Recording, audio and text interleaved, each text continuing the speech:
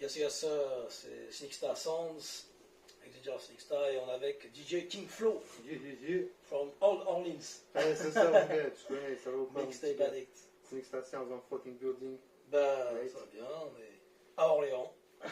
C'est ça, 45. Voilà, on est venu. Yes. Alors, raconte-nous un petit peu ton parcours et comment tu as découvert déjà le hip-hop. Et donc, c'est très ancien. Avec tous les films. En fait, au début, avec Menace, avec des Boys in the Hood. C'est ça. Les Boys in the Hood, les State Property. Ouais. Tu vois ce que je veux dire? Ouais. Ça, c'était après, tu vois, les State Property et tu sais, les films avec Damon Dash et tout qu'ils faisaient, tu vois, Paper Soldiers aussi, je me rappelle, qui était cool et tout. Kevin Hart, Jay-Z. Ouais, j'ai découvert avec ça, tu vois, avec les films beaucoup, et puis l'histoire dit que, t'as vu, j'ai découvert le Peura avec un disque de Snoop et Dre, tu vois, c'était un best-of. Et le premier truc que j'ai entendu, c'était Nothing But a G-Thing. Donc t'as vu, après avoir entendu ça, c'était parti, mon gars. Et il y avait aussi Warren G, ouais, bien sûr, ça, ouais, ça c'était je n'attends pas que c'était Bob James. Ouais, grave, tu vois. Tu sais, parce qu'il y avait le sample Michael McDonald, tu vois, ça on savait que le sample c'était Michael McDonald. Puis en vrai, la petite flûte du début c'était Bob James, c'est quoi, tu vois. Là on était dans la funk, tu vois, funk jazz, acid jazz, fusion, un truc comme ça, tu vois. Donc j'ai grandi en écoutant. Ton père écoutait beaucoup ça, ces choses-là. Tout à fait, George Benson, Bob James, tu vois, Larry Carlton, des mecs comme ça. Il y en a tellement d'autres, tu vois. Bien sûr. Et donc, très vite, tu as commencé à même faire de la production, à faire. Sur EJ, tu travaillais. Dès l'âge de 9 ans, quoi. C'est ça. Très très jeune, en fait. C'est ça, mon gars. Ouais, ça m'a pris jeune, tu vois. C'est vraiment. J'ai trouvé ça vraiment stylé, tu vois. Et c'était un truc. Un vrai kiff, tu vois. De pouvoir... Surtout EJ, c'était facile, tu vois. Comme musicien, c'était un puzzle, le bordel, tu vois. Tu colles ton truc, main. Et puis après, ouais, forcément, t'as envie d'évoluer et tout, tu vois. Après, quand tu écoutes des beatmakers, tu vois, quand j'étais gamin, à Kémis, forcément, t'écoutes les Dr. Dre, les Daz Dillinger et tout. Et tu vois que sur EJ, tu peux pas faire les mêmes trucs qu'eux, tu vois. Donc, il faut progresser à un moment. Après, je suis passé à d'autres trucs, tu vois, FL Studio. Et puis, on a enchaîné les FL Studio, t'as vu, FL Studio 10, 11, 12, 13, 14, 15, t'as vu, jusqu'à 20, frère. Il y a toujours dessus, hein. Toujours dessus. C'est un des producteurs qui t'a marqué le plus, Alchemist. Quand j'étais petit, ouais, tu vois, quand j'étais plus jeune, ouais, parce que la manière dont il utilisait les samples et tout, moi ça me faisait kiffer, tu vois. Parce que quand j'ai entendu, tu sais, le We Gonna Make It, tu vois, ou les trucs qu'il a fait pour The Lox, bon, ça me faisait kiffer, tu vois. Je me dis, ouais, comment il fait avec les samples et tout, ça m'a donné envie de faire pareil. Au début, c'était lui, c'était Alchemist, tu vois. Il y avait Battle Cat aussi, La Wonder, Scott Storch. Ouais. Scott Storch, j'ai un respect énorme pour lui. Surtout, tu vois, vu l'histoire un peu désastreuse qui s'est passée, tu vois. Ouais, parce qu'il a mal. Enfin, il est retombé, quoi. Enfin, c'était la chute après pour lui. Il a niqué une fortune de, je crois, c'était 70 millions de dollars, tu vois. Dans la cocaïne. Pardon. Et sa petite femme qui a maintenant la sortie de la merde et tout, l'a remotivé à arrêter les conneries, à reprendre le truc. Donc, shout out Scott Storch, mon gars. Un vrai gars et super talentueux. Puis sur t'as vu, c'est un virtuose de la chose. Sur les keys et tout, sur les pianos, il est trop chaud. Trop chaud. Et après, donc, tu étais très dans la West Coast au début. Tu es vite allé dans la East, même avec Premier, tout ça. Enfin, dans toute cette production un peu East Coast. Tu as surtout été à New York. La première fois que tu y as été, c'était à 18 ans. Ouais, c'est ça. Donc, qu'est-ce qui était le moteur en fait pour que tu ailles là-bas et c'est découvrir aussi. Ouais, si tu veux, j'étais dans le rap depuis jeune, tu vois, comme on me disait, alors forcément dans le rap US et tout. Donc moi, je suis quelqu'un qui aime aller dans le vrai, tu vois. Donc je voulais voir vraiment de mes propres yeux et arrêter de passer pour le carré du coin, tu vois, qui va jamais y aller, tu vois ce que je veux dire. Moi, je suis allé dans le vrai, j'y suis allé. Et au début, j'étais dans le basket, tu vois, donc je suis allé pour voir les potos Alissa, LJ, Big Up à eux, tu vois. Je suis en basket, donc j'étais chez eux, et après, vu que j'étais dans le Peura, grâce à Facebook, etc., j'avais déjà quelques connaissances sur New York, mais que j'avais jamais vu en vrai, tu vois. Et donc ça m'a donné la chance de les rencontrer, de rencontrer Realness, tu vois, de Staten Island, de rencontrer Young Amsterdam. Bien longtemps. Ouais, tout à fait. Staten Island. Pour la petite anecdote, tu vois, à 18 ans, j'étais dans un des studios du Wu-Tang à Staten Island, c'était après le passage c'était l'ouragan Sandy, je crois, c'est ça, le truc. Je sais plus le nom de l'ouragan, ils avaient tout ravagé dans Staten Island. Quand j'étais allé, je me souviens, il y avait des arbres sur la rue. C'était en quelle année ça? C'était 2012. D'accord. Tu vois. J'étais allé dans le studio du Wu-Tang et j'ai fumé un gros joint de weed, c'était la diesel pure. Et c'était sur mes instrus avec Realness, on faisait des trucs. Et je me suis endormi, j'ai raté plus de la moitié de la session studio à cause de la weed et diesel. Voilà pour l'anecdote. Mais... Ah, t'étais pas au Carter Hotel? Non, absolument pas. D'accord. Et donc, tu as été aussi à Brooklyn, terre de Blasé Blasé, de Master Ace. Terre de talent, t'as vu? Sticky Fingers aussi. Oh, ouais. Brooklyn, ouais. Est-ce que tu t'es connecté donc, avec des gars de là-bas plus underground ou des... Un peu tout le monde, tu vois. Master Ace, tu parlais de Master Ace, tu vois. Il y avait Outlaw aussi. Ouais, je fais quelques trucs avec lui, tu vois. Quelques tapes avec lui. Ouais. Et ouais, toujours une connexion, légende Master Ace et big up à lui, tu vois. Mais beaucoup aussi dans l'underground à Brooklyn et tout, ouais, tu vois. Ouais. J'étais là aux prémices de la Brooklyn Drill et tu vois, tous ces trucs là. Ouais. Rest in Peace Top Smoke, Rest in Peace Nick Blicky, tu vois. J'étais là aux prémices du truc dans la street avec un Gangster Dan, t'as vu. Depuis 2012, frère, on est là, tu vois. Dans tout l'underground. Parce que Brooklyn, il y a quand même beaucoup de... Il y a AZ, Jones Damaja, Premier, Killa Priest, ELP. Tu sais, quand on parle de AZ à chaque fois, je me pose une question. Il y a deux AZ, parce qu'il y a AZ Faison de Mob Style, Harlem. Tout à fait, moi et il a repris AZ qui était... Tout à fait. Puis il se fait découvrir par Nas. Ouais. AZ, moi je trouve franchement que c'est... Sur Life's a Bitch, il se fait connaître d'ailleurs. Ouais, puis pas que sur ça, tu vas continuer, ça a fait connaître le truc de ouf. Mais genre, pour moi, AZ, c'est un des meilleurs mecs lyricistes techniques, tu vois, même storytelling et tout. Il est vraiment très très chaud. Pour moi, je le mets au même niveau que Nas et tout, tu vois, ce mec-là. Tu vois ce que je veux dire? Lui, les gars comme Cormega et tout. Ouais. Ouais, mon gars. D'ailleurs, Cormega, il fait un truc avec Nas, firme. Si ça peut faire, finalement, il n'est jamais passé. Il y a Just Ice aussi. Ouais, tout à fait. Qui est un ancien. Just Ice, Alcool Borda, Giza, ça. Je les ai rencontrés pendant quelques minutes dans son studio quand j'avais, je sais plus, peut-être 19 piges, un truc comme ça, je sais plus. Ouais, j'avais croisé le bonhomme. Shout out Just Ice. Yep. On fait le truc depuis un long temps, mon gars, tu vois. J'ai zoné, roulé ma bosse là-haut, tu vois, aux States et tout. Mais tu as fait énormément de mixtapes. Ah oui. Avant. Donc tu en as peut-être 53 ou 55. Avant d'aller peut-être même à... Ah, j'ai fait pendant le truc, tu vois, en vrai. En même moment. Ouais, en vrai, j'ai jamais arrêté de faire des mixtapes, tu vois, depuis mes 14 piges, vraiment, quand j'ai fait des mixtapes sérieusement. Jusqu'à maintenant, tu vois, j'ai jamais vraiment arrêté. Et j'en ai fait, franchement, plus de 300, je pense, tu vois. Ouais. Je pense, hein, à peu près, tu vois. Donc, ouais, beaucoup, quoi, de tout type. Hosté par toutes sortes de mecs, tu vois, j'essaie d'aller chercher les gros hosts et tout. Pour les tapes mixtapes basiques, tu vois, j'ai chopé Crazy Bone, MJG, tu vois. Ouais. Tu vois, les gens du Down South, Daz Dillinger, Rascals, Talib Kweli. Tu sais quoi, je vais même te dire un truc, frérot. Il y a très peu de mecs qui ont fait ce que je vais te dire. J'ai une tape hostée par le vrai Free Ray. Rick Ross. Le vrai, tu vois. Les gars, pas au rappeur Rick Ross, tu vois, il est très très chaud. Hein. Je dis le vrai, c'est pas péjoratif, tu vois. Mais le vrai, le mec, tu vois, qui a eu le vrai gangster des 80s, quoi, tu vois. Freeway Rick Ross, j'ai fait une mixtape avec lui, frère, tu vois. Même lui, quoi. Ben, 50 Cent, c'est pareil, c'était un nom emprunté. Ouais, tout à fait. C'était un nom emprunté. Ouais, même les Hot Boys de New Orleans, c'était des vrais noms. Ouais, tout à fait. Bah, tu sais, beaucoup ont fait des noms comme ça. La culture hip-hop est beaucoup imprégnée de ça, tu vois. Enfin, surtout aux États-Unis, quoi, tu vois. Et t'as même été dans le Dancehall à Dallas. Ouais, tout à fait. En fait, j'avais sur Facebook, si tu veux, j'avais connecté avec mon gars Flowers, tu vois. C'est un mec, si tu veux, il est du Bronx à New York, mais il habite à Dallas depuis de nombreuses années. Texas. C'est ça, Dallas, Texas. Si tu dis impitoyable. Exactement, mon petit gars. Et du coup, ouais, je me suis retrouvé, alors attends, ça c'était en 2013, je crois, 2013, Dallas la première fois. Je suis resté 3 mois là-haut, 3 mois comme... C'est là-bas que t'as rencontré Pierre Ewing. Le mixtape partout. Non, petit gars, pas de Shootout, Pierre Ewing. Mixtape Master.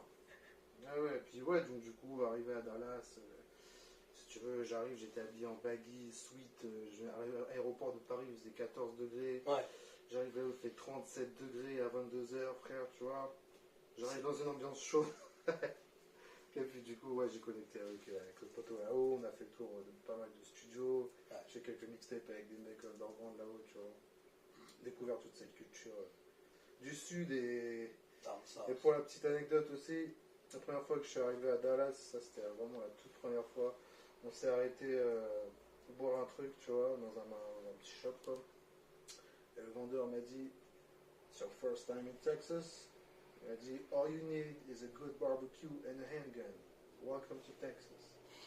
Tout ce que tu as besoin, c'est un bon barbecue et un pistolet, bienvenue au Texas. Tu vois? Dans le sens, de toute façon, ils sont très barbecue. C'est un ancien qui m'a dit ça en plus. DJ Paul, il a sa chaîne BBQ. Ah, c'est important. Où il fait le cuisinier, quoi. Alors ça, mon gars, c'est une très religion. important dans le South. C'est une religion. C'est une religion là-bas. Ah oui, oui, ça, attention. Moi, rigole pas, mon gars. j'ai eu ça à Memphis, c'est particulier. Ah oui, attention, on déconne pas avec le Houston, barbecue. Don't fuck up the steak. Jackson, tout ça. Ouais. Et Mixtape Addict donc, a été créé en 2016 à peu près. Enfin, l'entreprise INC.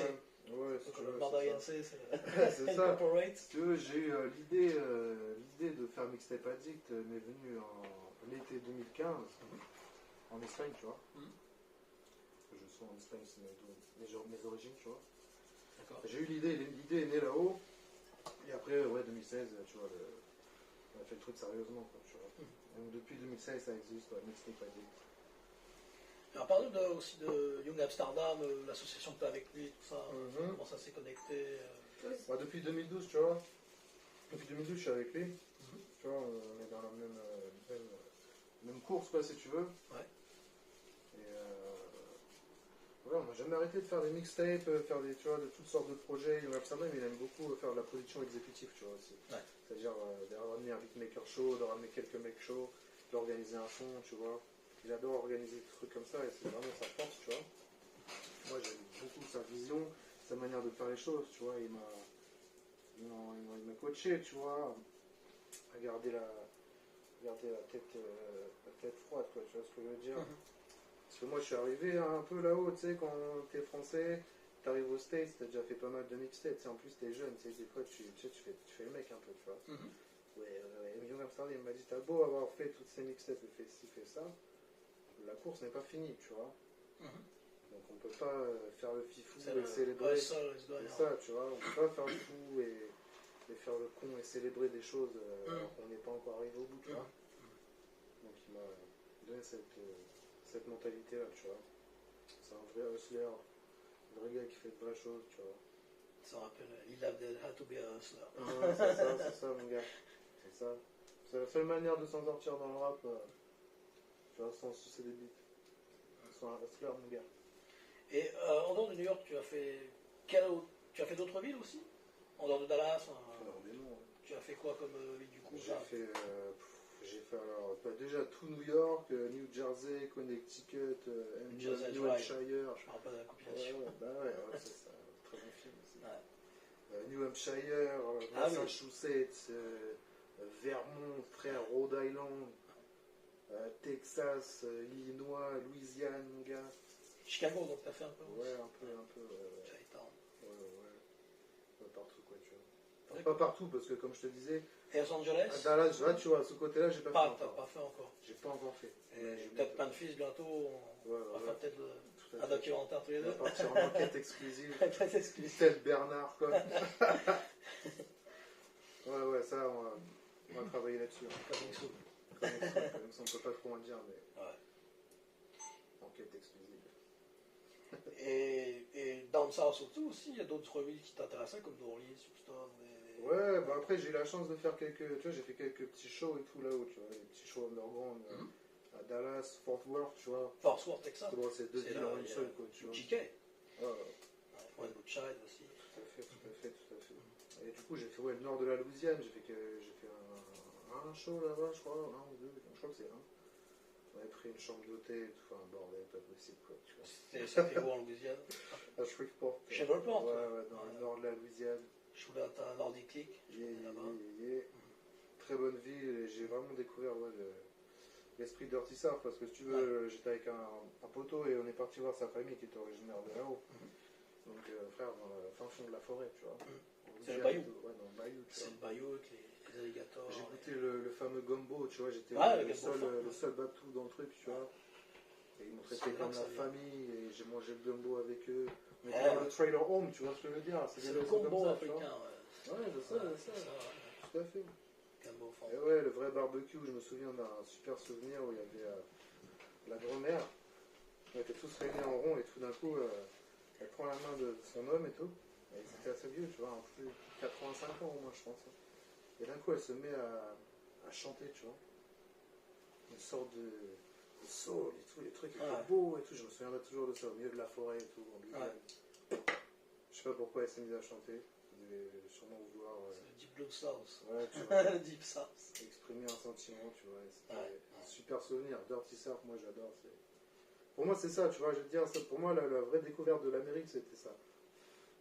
Parce que c'est vraiment différent de la côte Est. C'est très Booba Sparks aussi. Il y a ce côté. C'est très différent, tu vois. Franchement, je conseille aux gens, tu vois, beaucoup vont à New York et tout. Alors déjà, ils vont que à Manhattan, déjà, ça c'est pas bien. Mais je leur conseille de bouger et de voir le truc, tu vois. C'est pas que New York et tout. Parce que New York, c'est comme Paris, tu vois ce que je veux dire. Paris, c'est pas vraiment un résumé de la France, tu vois ce que je veux dire. Mais c'est Bun B qui dit que New York est beaucoup plus intellectuel et que le South, le Down South, se connecte à la terre. C'est ça. Connecte à los Angeles. C'est ça. C'est la terre du blues. Ouais, c'est profond. C'est là où tu sens le truc et tout, vraiment cool, tu vois. Si tu avais un top 5 producers maintenant américains, de tout temps, ceux qui t'ont inspiré vraiment. Est-ce que je dois donner un ordre ou je te donne juste 5 noms? Pas d'ordre particulier, comme tu veux toi. Ok. Alors laisse-moi réfléchir. Je vais te dire Battle Cat déjà, parce que Battle Cat, je kiffe son groove et tout, tu vois. Bon. Je vais te dire Justice League. Je vais te dire Big Crit. J'aime beaucoup Big Crit. Il rappe et il produit, tu vois. J'aime beaucoup. J'aime bien les prods de Juicy J. Les gens ne savent pas, Juicy J fait beaucoup de beats et tout. J'aime bien les prods de Juicy J. Et puis, on a combien? 4? Ouais. Un dernier que je kiffe bien. Hitmakers. Ouais. Hitmakers, direct. C'est la nouvelle génération East en fait, ça. Ouais, après Hitmakers, tu sais, il a fait les deep sets et tout, des début et tout. Ouais. Mais là, il sort des trucs sympas et tout avec Jim Jones. Ouais. Les albums produits par Hitmakers, c'est lourd, franchement. Ça ramène une vibe et tout, différente, je trouve, c'est stylé, tu vois. Ouais. Dans les premiers projets que tu as fait, c'était French Revolution. Ouais, c'était pas vraiment un des premiers, c'était il y a quelques années, c'était un des premiers vrais trucs rap français en tout cas, tu vois.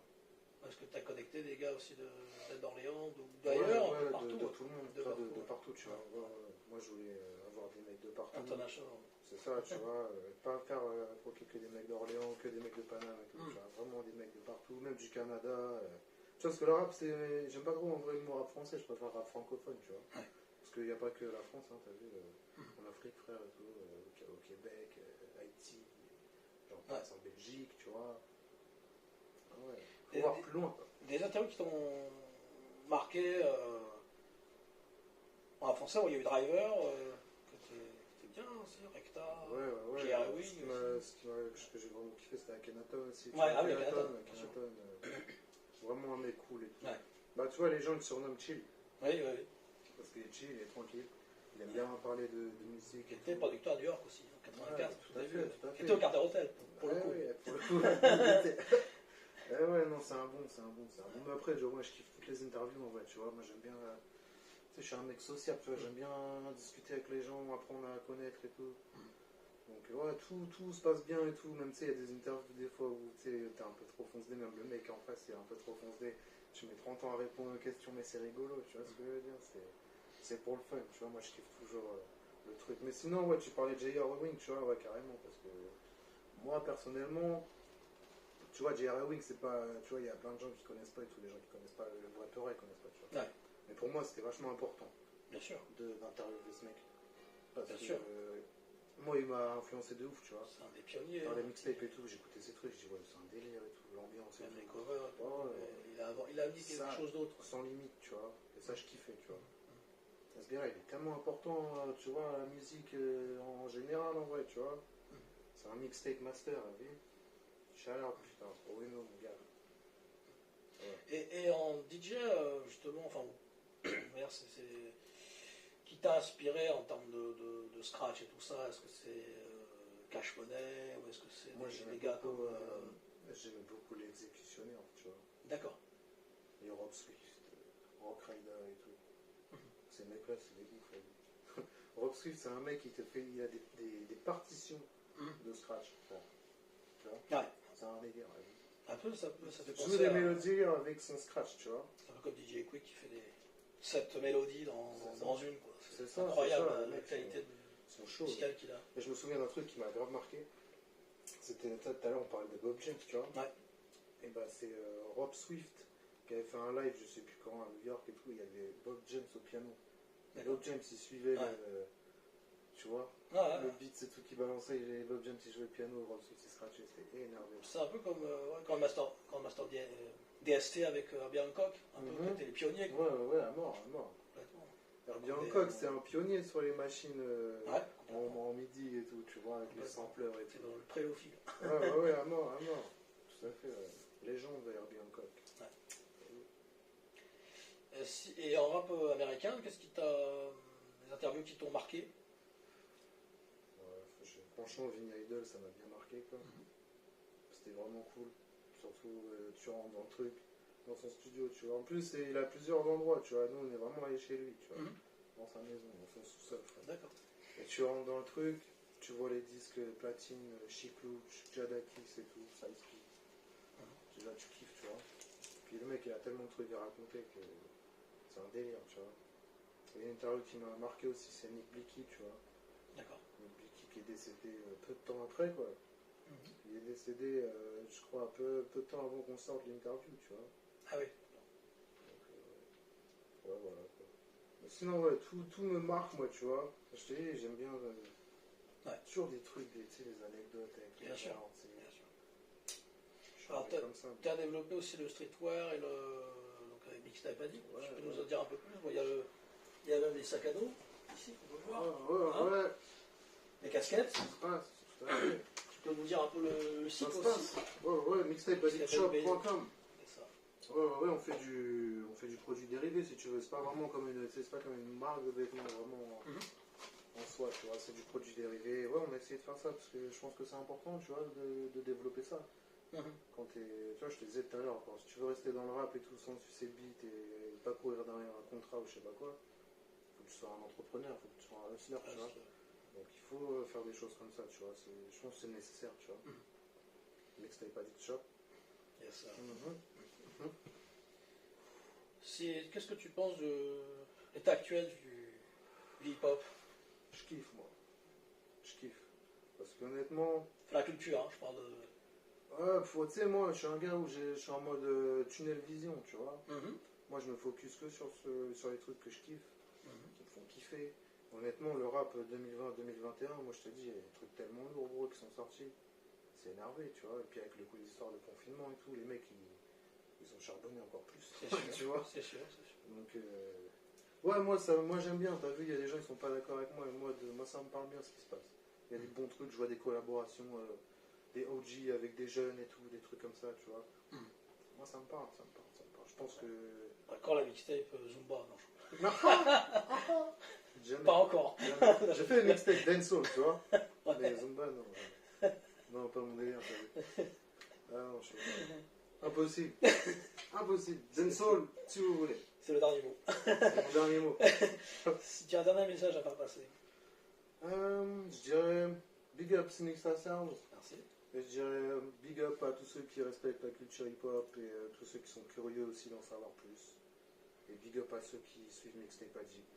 Et encore shout out à mon gars Sinixa Sounds. On est dans le putain de building, tu vois.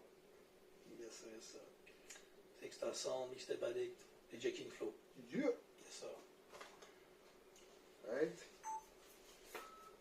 C'est bon, c'est bon.